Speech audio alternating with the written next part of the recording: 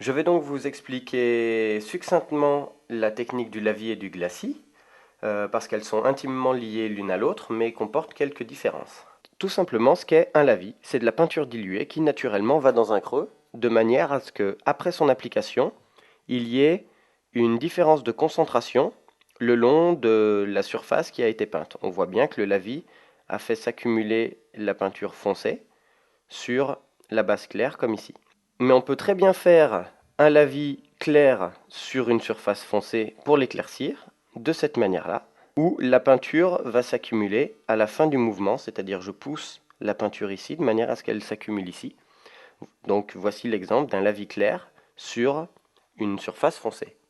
Donc le glacis, tout comme le lavis d'ailleurs, est un terme technique utilisé traditionnellement dans la peinture. Ce ne sont pas des termes propres à la peinture de figurines. Le glacis, quant à lui, est appliqué de manière uniforme sur toute une zone, de manière à poser un filtre coloré de concentration égale tout au long de son application. Voici ce que je fais avec une teinte un petit peu plus rougeoyante. C'est-à-dire que je brosse la figurine d'un mouvement léger, en faisant en sorte que la peinture ne s'accumule pas dans les creux, et elle va poser un voile coloré sur toute la zone.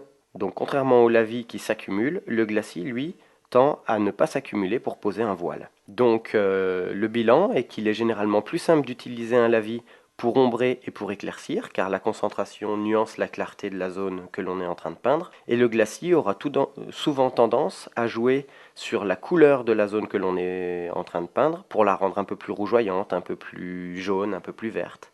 On parle de lavis successif lorsque c'est la succession de lavis qui, posés les uns à la suite des autres avec différentes clartés et différentes localisations sur la figurine, crée un dégradé.